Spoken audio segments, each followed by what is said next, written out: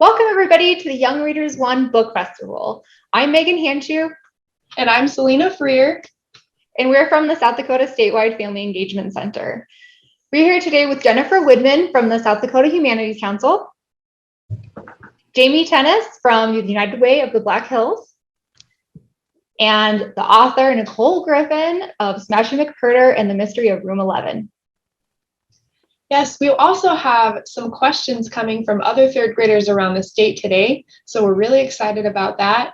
And we have some other things planned this year for Young Readers One book that we are just super excited about. So let's get started.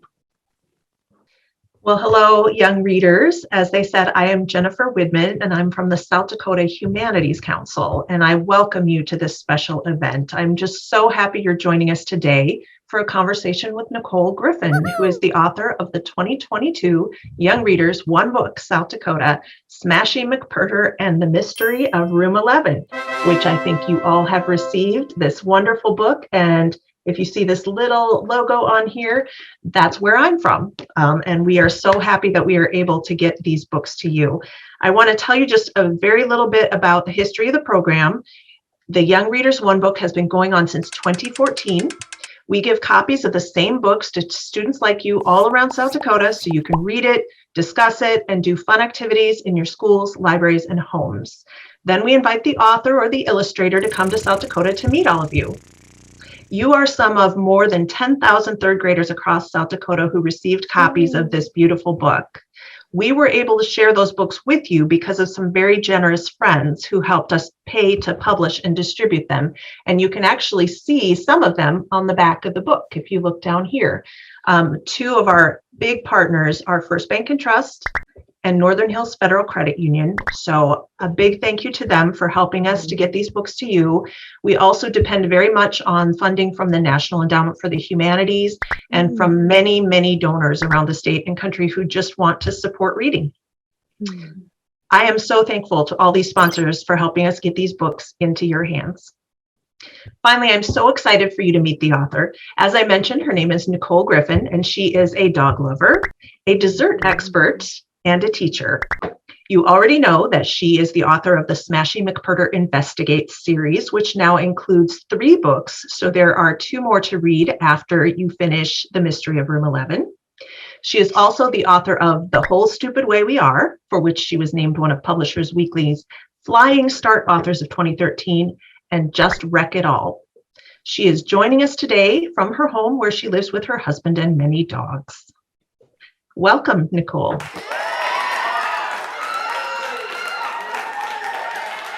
Well, thank you so much. I'm so excited to be here. I love books and I love reading, and I was a teacher for a really long time. So I'm so excited to engage with you all in South Dakota. It's an incredible honor for me to have Smashie McPerter and the Mystery of Room 11 chosen as the book. I have to say I love Smashie and Dontel and the whole class of Room 11 so much, for real. I know I invented them, but they feel like real kids to me. And so I'm excited for you all to get to know them, and I hope them feel like real kids to you. I do love dogs very much. I've had a zillion dogs over my life. I have a very big golden retriever named Lacey. I have a medium-sized dachshund named Enzo. He's black and tan. And then I have a very bitty, tiny dachshund, 9 pounds. She's white with tan spots. Her name is Ivy. And she is the boss of the dogs. We got her last, and she runs the show. And we are all very surprised. Every dog she meets rolls over, shows their belly, and Ivy barks at them and tells them what to do. And we don't like that, but it's the way of dogs. So we're putting up with this very tiny boss in our house. I do love dessert. I have a soft spot for cupcakes, cookies, very sweet. The sweeter and more chocolatey, the better. And I got a soft spot for kids. I love you guys. I think you're often way more, well, almost entirely more fun to be around than grown-ups sometimes. You know you are too. So I'm very excited to be spending time with you this week. I can't wait. And I got fun stuff planned.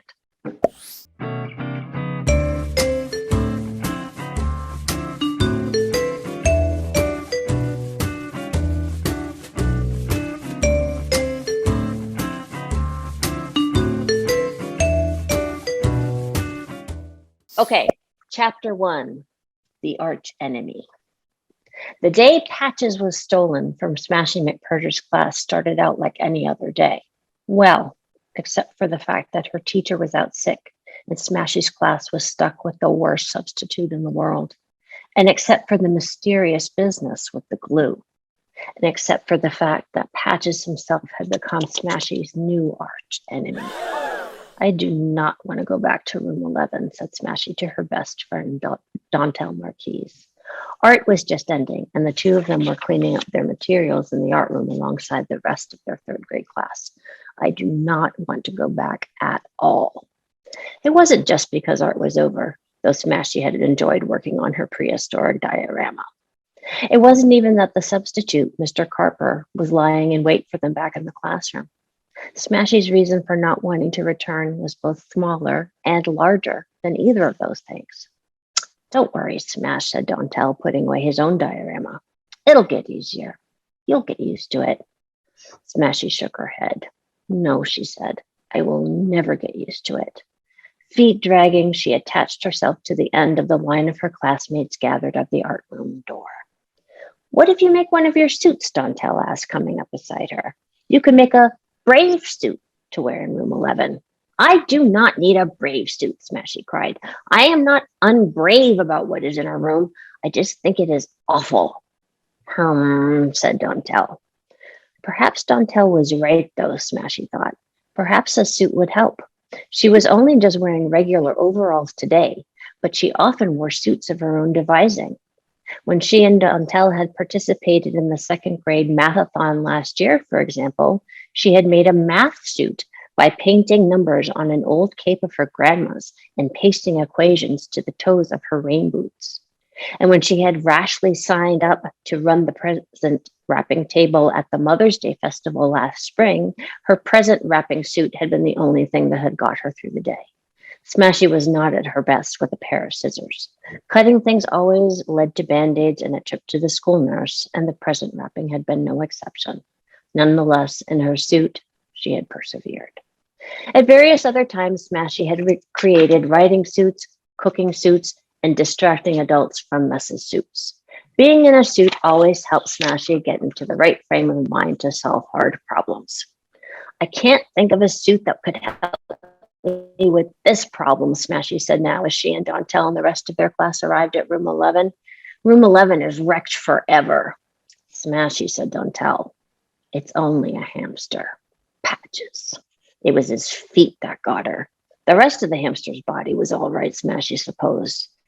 Round with tan fur and nervous black eyes, but his feet. A little soft creature should have little soft feet, Smashie had cried to Dontel when the rest of the class decided that a hamster would be the perfect class pet after a series of strenuous discussions the previous week. But Patches has claws, terrible, scrabbly claws. Now, Smashie, Dontel had said soothingly, I think you just don't really understand about hamsters. There are reasons why they have that kind of feet. Hamsters are two kinds of creatures smunched together. That's what they are. It's like someone stuck chicken feet on a mouse's body. What kind of creature is two kinds of creature? Smashie shuddered and raked her hands through her hair. Hamsters look like a crazy biologist bashed different animals together to make a monster. Smashie, like that guy Dr. Frankenstein made. Our class is getting a Frankenstein rodent monster. But the rest of the class wanted a hamster, so Patches had been selected and purchased and brought to the room just yesterday. And because his cage was right next to the children's cubbies, there had been plenty of opportunities for Smashie to confront the reality of his feet. Like right now, for example, caught in the throng of students heading to the back of the room, Smashie was forced to stop in front of Patch's cage as the children came to a halt to admire him. Look how sweet he is, said Jacinda Morales. I know, said Charlene Stott. He is the cutest darling boy. Smashie gulped. Come on, Smash, whispered Dontel encouragingly. Don't you think he's at least a little bit cute? Patches trembled on his bed of wooden shavings. No, said Smashie and gulped again. What if Patches somehow manages to open the door to his cage and escape? She thought actively. What if he made his way to her seat and crawled on her with those awful feet? Do you think Patches would ever be able to open that cage? She asked Dontel. Dontel sighed. No, he said. I don't. He would need thumbs to work the latch. Phew, said Smashie. In front of them, Willette Williams poked her forefinger through the bars of the cage to stroke Patches' head. I hate that he had to spend his first night here in the classroom all alone, she mourned. He was fine, Billy Komarski said gruffly. Patches is tough. Smashie and Dontel exchanged surprised glances. It was not like Billy to have a soft spot for a hamster. Mostly what Billy liked was playing jokes on his classmates. Last week, for example, he had telephoned Smashie. Is your refrigerator running, he asked. Yes, Smashie answered. Then you better go catch it, he yelled, and hung up laughing insanely. That joke is as old as Methuselah, Smashie's grandmother had said. Both Smashie and Dontel had grandmothers who lived with them and kept an eye on them after school. The two grandmothers were close friends and saw eye to eye on the subject of Smashie and Dontel. Jokes like Billy's refrigerator jokes were irritating, but some of his jokes were downright unkind. He was always giving people wedgies, for example. And once he put a plastic tarantula in Siggy Higgins' cubby when everybody knew that Siggy was truly frightened of spiders. Smashie had kindly fished it out of the cubby for him while Dontel calmed Siggy down and reassured him it wasn't real. Billy, on the other hand, had collapsed on the floor and drummed his heels with mirth. Getting in trouble never seemed to deter Billy from his pranks either. He got into plenty for the wedgies and the tarantula in Siggy's cubby, but that didn't stop him from laughing and at the very mention of a spider. But now even Billy was being extra nice to the hamster. Patches squirmed and wriggled and whittled on his shavings. Then he grasped Willette's finger tightly in his forepaws. Oh, cried Willette and swooned with joy. Smashie swooned with horror. She rounded on Dontel, who shook his head warningly. Don't you say you think hamsters look like a zoological experiment gone wrong, he whispered. Don't, Smashie. The kids got awfully mad when you said that before. Smashie subsided. You're right, she said. And a lot of them are still mad at me, too. This was the other part of Smashie's problem. Although she was generally well-liked in room 11, the pet debate had gotten rather sticky at the end. And Smashie had not made things any better yesterday when they came to vote on the hamster's name. He doesn't even have Patches, she complained. But none of the other children would consent to name him, as Smashie had suggested, Uggles de Blucky. And they had not been shy about expressing their feelings about her suggestion. You are being mean, Smashie McPerter, Joyce Costa had cried. How can you say such awful things about the animal we love, Willette Williams had exclaimed. Standing amid her happy classmates now, Smashie had to admit it was lonely being the only member of room 11 who did not love Patches. Even Dontel liked him. He liked him a lot. It was one of the few times that Smashie's and Dontel's minds were not as one. Maybe I am wrong, Smashie thought now. Maybe Patches is secretly cool. She stared at the little rodent. If he was secretly cool, it was a very big secret. Kids! A voice was barking at them from the front of the room. Stop mooning over that animal and sit down. It was Mr. Carver, the substitute.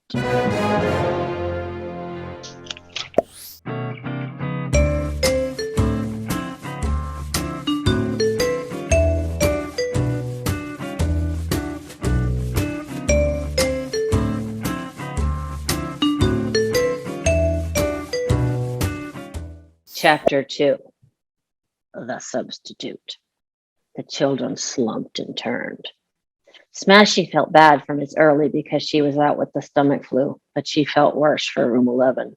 Miss Early at least did not have to spend the day under the care of Mr. Carper. Oh.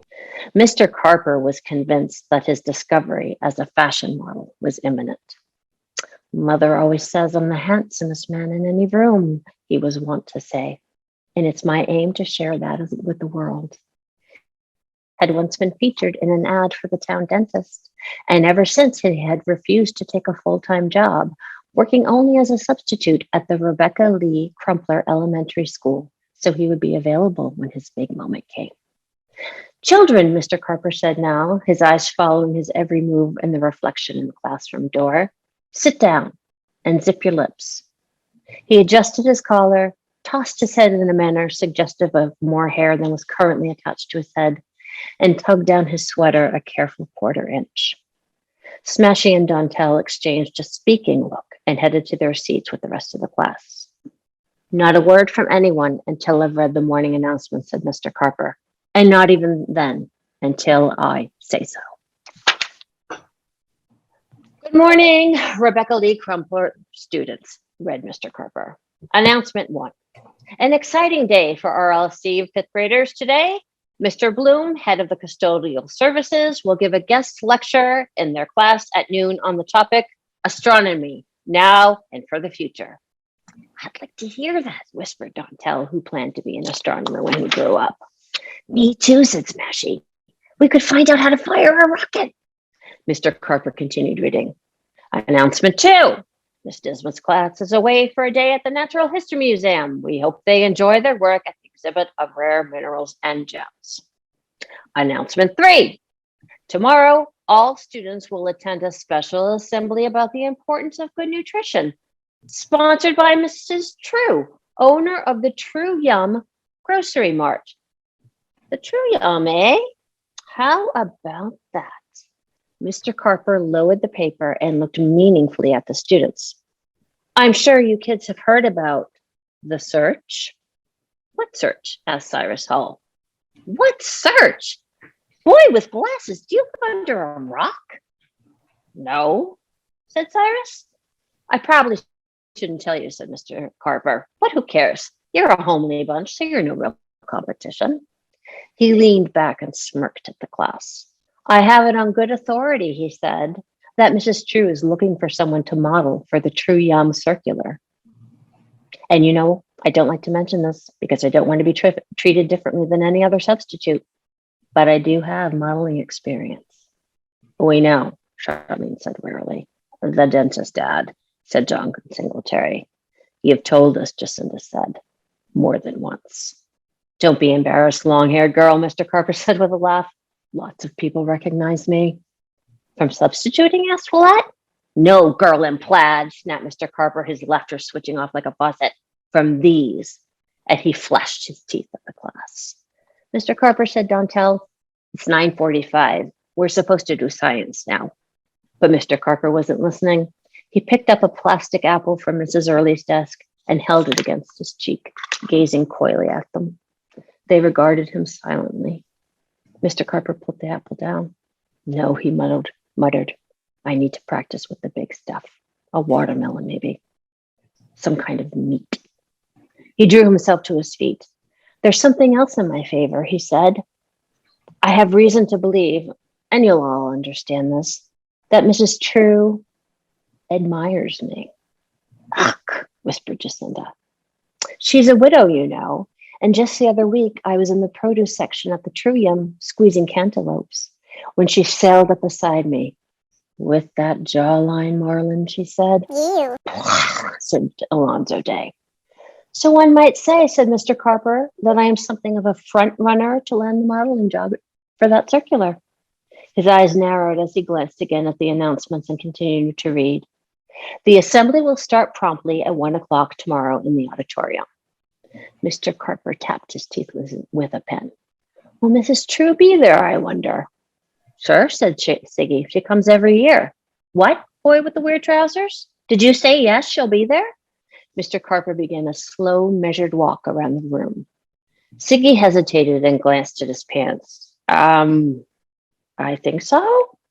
Of course she'll be there, said Jacinda. She's one of the town's leading citizens. Now that, said Mr. Carper, is of interest. His lip curled as he passed by Patches' cage. Disgusting, he said. What? Squawked Cyrus. Hamsters, said Mr. Carper. Totally gross. They spend the day sitting around in their own filth. He shuddered. I can't stand them. The class stirred angrily. Smashie drew in her breath sharply. It was awful but true. Despite his rude personal comments and stance against interesting schoolwork, Smashie felt a deep kinship with Mr. Carper.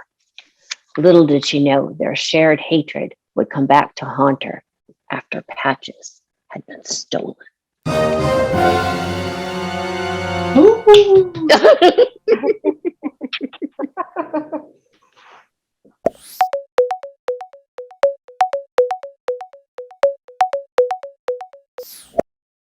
Hi, I'm Layla. Where did you get the idea for your book? Hi, Layla. I love the background. I got the idea because I was talking to my husband about a friend of ours, and I forgot the name of our friend. And I couldn't think of it, and I couldn't think of it. And it was really good news about our friend. And I was like, oh, her name, whatever, Smashie McPerter, that, whatever. And we both started laughing at that name that I had just made up out of thin air to be a stand-in name for our friend. And we laughed about it for days, even after I remembered the name of our friend. And we were like, Smashie McPerter, what a great name. But as soon as I said that name, I was like, oh my goodness, that is such a great name for a character. And I knew exactly who Smashie McPerter would really be. I knew she would be a third grader. I knew she would dress in imaginative suits to solve problems and get her brain going. I knew she would be kind of hectic, and that her best friend would be Dontel. He would be named Dontel, and that he would be based on one of my own former students. I loved all my former students, but he was a particular student who was just so thoughtful and really like logical and calm and well-reasoned. And I thought he would go so well with Smashie, who was kind of like hectic. So I kind of thought it would be really fun to put them together in a class and see what would happen.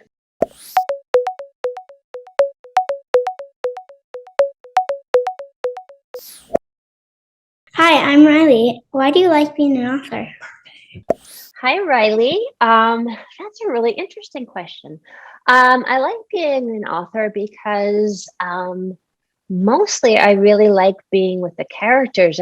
Characters are my favorite part of the book, and I think it's because they're the easiest for me to think of. Like, the books always start with characters for me. I think of the people in the book first. And that is really fun. I can feel them in my mind. They feel real to me. And it's fun for me to think of, okay, if this person encountered that person, what would happen? Like, what would happen if I put them together? Thinking of the plot is a lot harder for me. So it helps me to think of the plot to put the people together and see what happens when they're together. And that is the very fun part of the process for me. So for me, it's just like the thinking of the stuff that's super fun. There's a lot that's just really hard work that makes me go, but the people part and the thinking part, I really, really enjoy. Have you written any other books? Yes, I have written other books. I have 2 other books in the Smashie series. The second one is called Smashie McPerter and the Mystery of the Missing Goop. And the third one just came out, and that one is called Smashie McPerter and the Shocking Rocket Robbery. And those blast you right. And then I have 3 books for much older kids, for older teenagers. One is called The Whole Stupid Way We Are. One is called Just Wreck It All. And then I have one that just came out this year, and that one is called Trigger. So I have 6 books that are in the world, and other books that I hope will be in the world soon.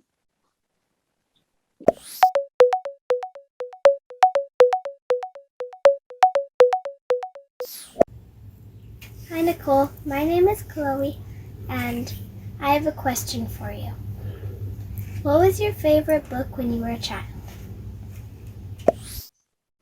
Now, that is a very difficult question to answer because I read all day, every day. As a kid, I loved reading more than anything, as much as dogs. I loved reading. I loved books by an author called Elizabeth Enright. She wrote a series about a family. Their last name, I think you pronounce it Melendi. As a kid, I thought it was Melendy. I'm not sure to this day which is right, but they were a family. They also were really about like the people, like the kind of books I like to write. Like you could really know the kids really well as characters, and I liked all of them. So I loved them a ton. Oh my gosh, I loved everything. I loved the Betsy Tacy books. They were about two best friends who met when they were 5 in Minnesota. And then the books kind of grew up with them until they got married. I adored those books. I loved Toni Morrison when I was started to get old enough to read Toni Morrison. She was like a lifeline for me. Like I loved her books. When I was a little older than you guys, I started reading her, and then I could not get enough. Thank you so much for letting me spend time with you. I'm so excited that you're reading my book. I hope you enjoy it. I'm going to say that if you pay careful attention, there's billions of clues in the book so that you can solve it as you read along yourselves if you're paying close attention. So I hope that's fun for you. And I can't wait to meet you all in person. Thank you so much for having me.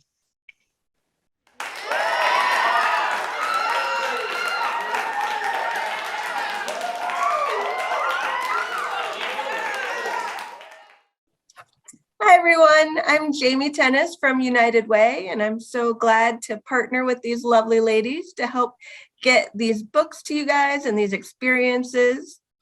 So I'm excited to announce a writing competition that your teachers are going to be telling you more about, and you're even going to have the chance to win prizes. You know, Smashie McPerter exists because Nicole Griffin imagined her and then wrote about her and is sharing it with you guys. So now we want to hear about your great ideas. We know everybody has a story to tell, and we can't wait to read yours.